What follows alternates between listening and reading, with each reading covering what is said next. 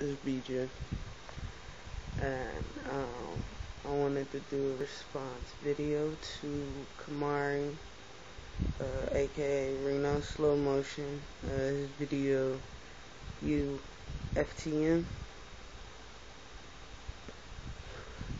and I understand what you're saying, dude, to a certain extent.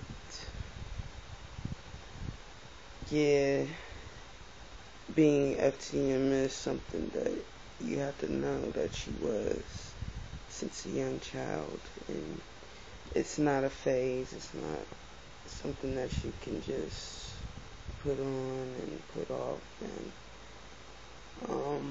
it's not something you just want to try out. It's just something you know that you are, and you know you're gonna be happy for the rest of your life doing that shit. But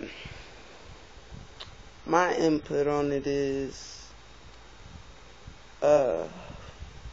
how could you not still somewhat associate yourself with that female identity, being that,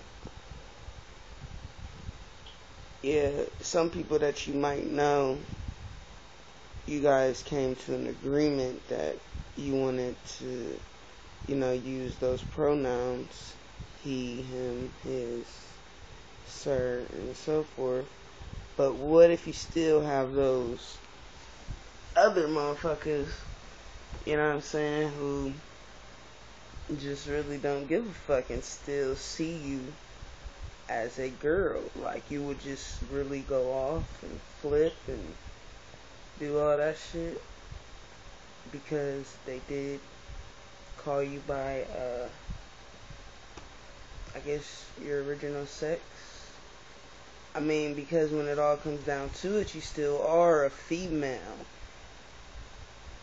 even though on the inside you may feel that you are a man. Because I feel that on the inside, you know what I'm saying, even since I was a kid, but I still know that I'm a girl, even though I'm still coming to grips with trying to accept it. I still know it, but then it's still like, okay, even if you are an FTM, once before that, you did have a period. Even if you don't now, you still did have one. And you might have had a period dysphoria where you just couldn't stand it, like, because that's how I be feeling. I just hate it, but I still know. And that ultimately, that just lets me know right there, I'm a female. So I am an FTM who can identify with my feminine side to say, yeah, okay, I still am a girl, but on the inside, I'm a dude, and that's just what it is. And I do want to be seen as a dude. But people that know me see me as a female. People that know my family, people that know me since I was a kid, they still see me as a she. People that don't know me, they see me as a he. But still, like, okay, another thing.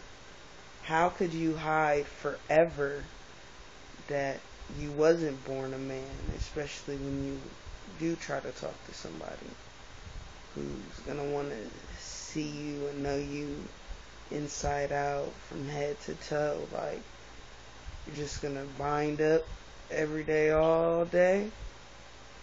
Like, no, like, that doesn't even seem like reality, because dudes, they don't even wear their shirt that much. And not only that, what if you move in with your partner and they just want, like, to be intimate, and they want, they want to see you. Want to see your whole body. It's going to keep making excuses every time. You know what I mean? Like, that shit's crazy. When it has to be, like, at some point, when are you going to tell that person? Me, I would rather tell them sooner than later. I mean, if I'm going to get turned down, I'm going to get turned down before feelings really get involved. You know, and especially you don't know their reaction. If they're not feeling that thing, if they're like, what the fuck, man? You know, I can't do this shit. I just want to be with a real nigga. Even though I might be like, man, I'm a real nigga, man. Can't tell me shit. I'm a fucking real ass nigga. Then she says, alright, take off your shirt and your binder and pull down your pants and take off the packer to, like, then what is it? Then that means what? Am I still a man on the inside? Yeah. But on the outside, what am I? Female. So it's like, I don't know, that shit's weird as fuck. But still, you have to fucking tell that person. And who gives a shit? 9 times out of 10, most FTMs, yeah, they might have knew they was a dude, but most of them, they probably did start out adrenous or whatever, cross-dressing. Even if they wasn't a stud per se, a stud is just a label for the masculine role in a lesbian relationship. All those labels, you take the label off, it's still female sex, you know.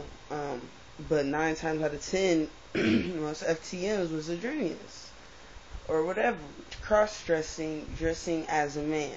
Maybe not even before that. Maybe they dressed feminine. Maybe they were the type who dressed as a female and completely identify with that female sex. I don't know if that's really possible, but yeah, maybe it is, because LT said that before he became FTM, he was completely feminine. So does that mean he's less of a man since he fully embraced his feminine side, even though he still knew on the inside he was a dude? He just was trying to fit in. You know, society, they pretty much don't accept that stuff. But whenever you come to that confidence level where you're like, I just don't give a fuck, I'm going to just still do me, then that's when you're cool. But when you're a kid, you're just going to want to do what you see other young people doing that's your age. And, well, for me, that was girls dressing as girls. And there wasn't really too many people that I could identify with, like, okay, I know I like females. I know that I'm this masculine type tomboy, you know, and there's a couple people like me, and I'm just still trapped in the closet because I can't fully express myself. Being that I was in my mom's house, you know what I mean? She didn't like that. She didn't want nobody dressing like a man and all that stuff. So I had to, you know, dress feminine. And I hated it. Wearing dresses, wearing heels, wearing all that dumb shit. It just didn't appeal to me.